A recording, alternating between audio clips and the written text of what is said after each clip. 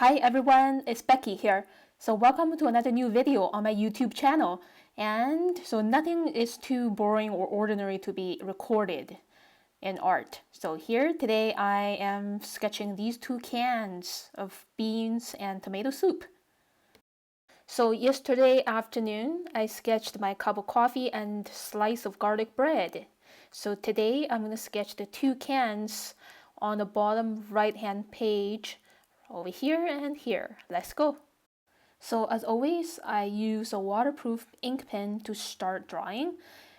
Now I'm beginning with the top part of the cylinder shape, drawing the rim and the rings inside.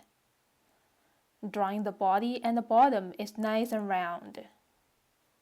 Yeah, a lot of beautiful curves. And now I'm drawing this smaller can. Of course, the top part is a smaller oval. And then just relax and draw the rings inside. The bottom is nice and round. Oops, looking a little wonky, that's okay. It gives a more kind of playfulness. And so the two outlines are done.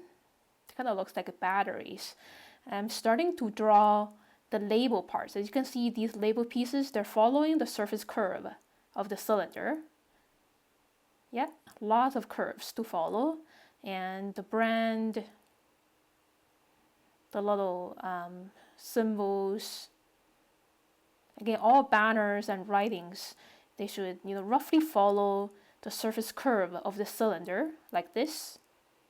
And keep adding more words, drawing the pictures of beans, just to give this can more identity. And using multiple lines on top of one another to add accentuations, especially for gaps and darker shades. Adding some simple vertical hatching lines to add a bit of shade for the metal rim for the bottom too, just to give the rim a bit of shine.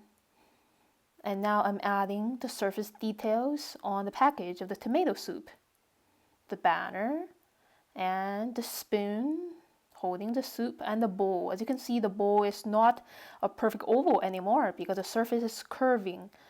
The oval of the bowl is distorted. And adding the name of the brand is the famous Campbell. A little bit accentuation around the rim using darker lines. And that's it for the line work. Now I'm ready to add watercolors. Okay, so before I add colors on top, I'm trying to wet these areas first with clear water by squeezing my water brush, but not too wet. This paper is pretty different compared to the Arteza sketchbook, so not too much water. And now adding a bit of leftover gray because these packages contain some white spaces, and those white spaces are not perfectly white. It's very, very light gray. Only the super bright highlights are perfectly white. And I just added some orange for the tomato soup's first layer and some red brown for the beans. As you can see, leaving little dots of white to show the highlight. And second layer wet on wet for the tomato soup. Some pretty intense red around the rim of the bowl. And using pretty much the same color, red, to paint the upper part of this can, nice and vibrant. Dilute that a little bit for the banner below. So even though we're using the same color, we can always dilute it to create different tints, different kinds of tones. And for the next layer, for the beans, some burnt sienna or brown on top. Grabbing some blue, could be ultramarine blue, very much diluted, to add another layer of shade for the white parts of the package. And also for the rim and the inner part of the top of the can. Very much diluted, kind of ultramarine blue. And less diluted now for some shade parts, for for some more intense shades. So when painting watercolors, it's always a great idea to start painting the lightest tone first, and then pushing for medium tones and darker tones for the next layers. Now I'm adding some cerulean blue very loosely for the bottom part of this beans package. And clean the brush tip a little bit on a towel so there's less pigment on the brush tip for the middle part of the package. Now I just grab some ultramarine blue for this side of the package and for this part too. And mix in some more intense blue for the bottom here and there. Layering in watercolors or in pretty much any paint medium is very interesting. Not just one layer of paint. So play around with layering with 2 or 3 layers. Adds more definition to the things we paint. Now it's time to make the top part of these 2 cans more metallic. So I'm mixing my own kind of gray by mixing ultramarine blue, green, any kind of green, and pink purple to create my own kind of gray. I don't use black because black is less interesting. And I'm using pretty thin brush strokes, wrapping around the rings of the top of the can. Short little brush strokes. And leaving spaces from the previous layer not painted in order to show strong contrast. So when painting the second layer and third layer and on, it's very important to know when to stop adding colors to not overpaint. We have to leave areas from previous layers to show contrast. And same for this can, just a little bit of little brush strokes here and there. And using leftover purple to add the shade part of this red area on the package. And I think now is the final polish part, just adding some more intense dark gray shades here and there using my leftover own mix of gray for the tomato soup can. And now I think I'm ready to do the shadows. So I decided to paint platforms for these 2 cans so they look more playful. So I'm using yellow for this blue can because yellow and blue, they're complementary colors on the color wheel. And for the tomato soup, I decided to use red because red orange and the red on top, they can be in harmony. So it doesn't have to be always contrasting colors. It could be similar colors. And now just adding the little shade, just a little ring around the bottoms of these 2 using a leftover mix of pink, purple, blue, and green. Nice and loose. Yeah, just make it a little bit looser around the outside. And that's it. That's the finished look of my sketch. Final little polish here. Now I'm going to call it done. That's it.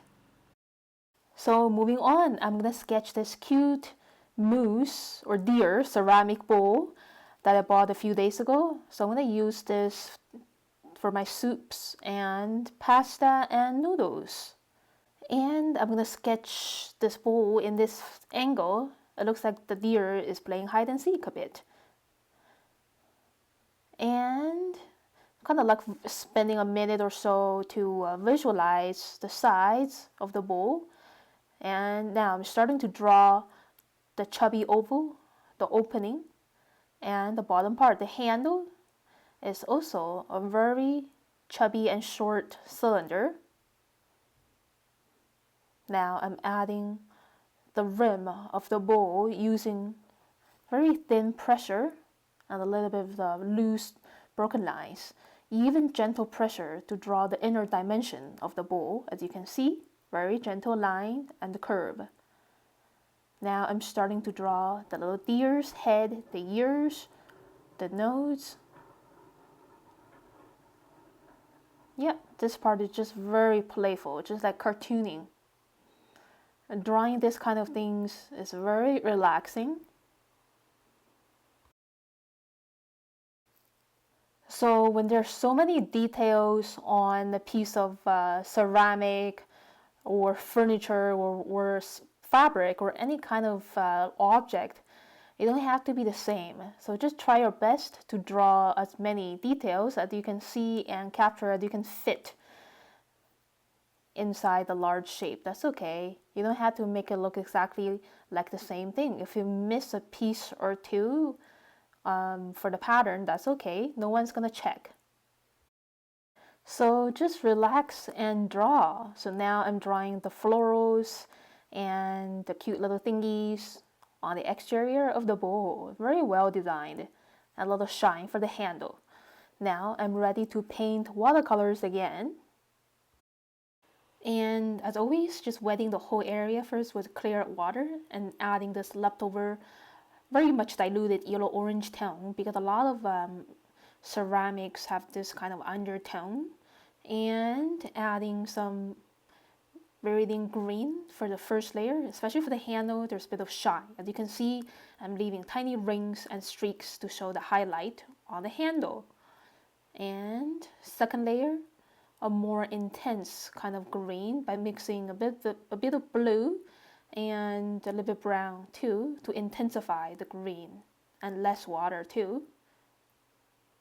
Same for the handle, using very choppy little brush strokes and skip around the highlights. Very important to show the quality of the ceramic, nice and shiny. And now, pretty good contrast so far, just with 2 layers. And for the inside, I'm starting to paint the little deer or moose with brown or burnt sienna, and painting the same colored things like the acorns, and just pressing on little brush strokes of green to paint the leaves on the little twigs and branches.